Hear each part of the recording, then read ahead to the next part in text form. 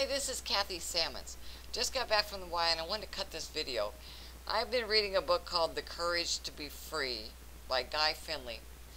And in this book, he tells a story about the wise old owl named Solomon.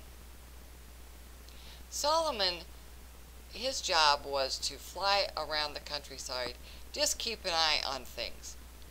He would soar above the treetops, noting the different changes of the seasons. On this particular day, he was flying over the red and orange colored treetops, soaring, banking back and forth, going through his daily routine, when something caught his eye. He just couldn't quite figure it out, and as he got closer, he realized it was a row of bald eagles walking, a line of them. He couldn't understand this, so as he got closer, he noticed that each one of them had a protective helmet on. He just didn't understand that at all. So as he circled around, he came down and landed quietly, and he was watching them. He noticed also that they had raincoats on, and they had goggles. He was stupefied. He could not understand what was going on here. So he got the attention of the bald eagles, and he said, "What's going on here?" Well, they were very defensive. They spouted back, "What business is it of yours? We're doing just fine." "But what are you doing?" "Well, we're walking to our favorite scavenge site." And he said, "Well, that's the question I'm asking. You're walking. Why aren't you flying?" "Well, because we've been helped. People have shown us what we need to do, and this is what we're going to do." And the wise old owl couldn't figure this out. He knew he had to find out what happened to these eagles. This was just not their nature. So he went back up in flight, and he was soaring around, and he was trying to figure out what could have happened, what was going on with these eagles. They were such majestic animals, and they're walking, and they have all this weird garb on them. He just couldn't understand it. So he started thinking about what could have happened. Then it dawned on him, and he said, "I'm not asking the right questions. Who could have done this to them?" So he started thinking, and it wasn't that he didn't like the crows, but they were, pretty steely, and, they always just took after, just ate the scraps, and they didn't ever really hunt for themselves. And so, but he thought, well, let me go check them out. So he flew up where they were, and he was really quiet, listening. As Solomon listened, he heard the chatter and the caw of these birds, and they were bragging about how they defeated the eagles, how they were able to get these eagles to believe that they needed all this garb. They needed the protective goggles, and they needed the helmet.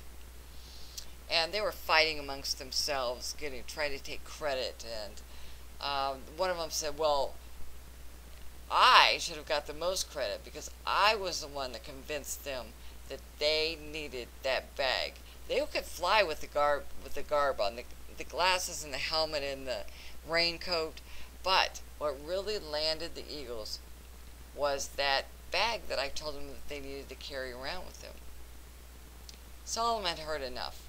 He interrupted, and he said, "What are you guys doing?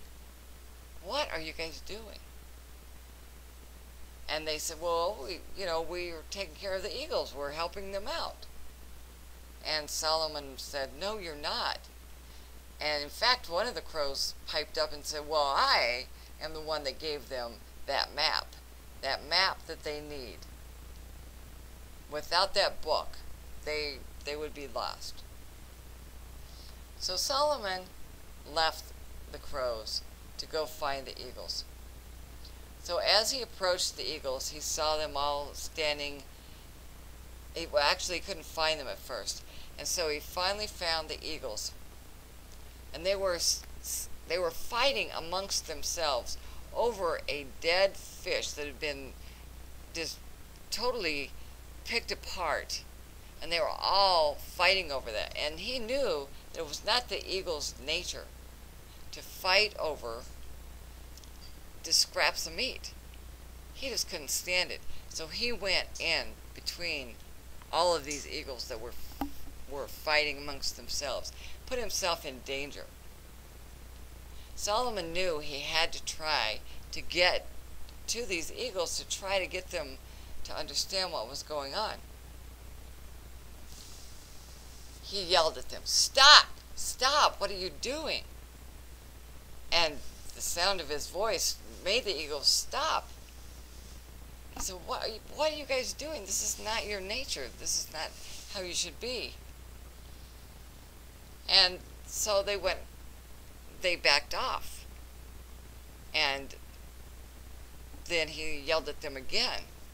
He said, "What are you doing? What is going on here?" At that point, the eagles had sunk down, and they were half the size that they were. And they said, "Well, the crows convinced us that we needed all this equipment. We needed these goggles." And he said, "Were you born with this equipment?" And the eagles said, "No." When you hatched out of your egg, out of that shell, did you have this protective helmet on? Did you have those goggles on? "Well, no, we didn't." Solomon said, "That's it. You need to know that you weren't born with that equipment. You are majestic, and you don't need maps. And you certainly don't need a raincoat. Your feathers were made to repel. And you don't need a bag to carry around with you, because you were given talons. And with those talons, you can pick up your food and carry it anywhere you want, and it's not even in your way." And as the eagles began to see this, they began to see the light. And they were so thankful for the owl. They were so thankful that he brought this to them. And they were free. They were free at last. That evening, they sat around the fire, remembering all the things that they had learned. And the warmth of the fire was enough for them to just feel at ease. And they spent the night there, thinking about, again, all they had learned. The point of this story is that the worries that we carry, the self-defeating thoughts and energies that we carry around with us, those were not original equipment. We were not born with fear in our mind. We were not born with a full mind. We were born to be free. And the sooner that we realize that, the sooner that we get to our essence, our undercore, the essence that we are, the spirit that we are, the sooner we get to that, the sooner we can be free. We can be free from self-defeating acts and from limiting beliefs. We can be free. And I'm glad that I'm getting there, and I really appreciate you listening to the story, and you have a great night. We'll talk to you again. Bye.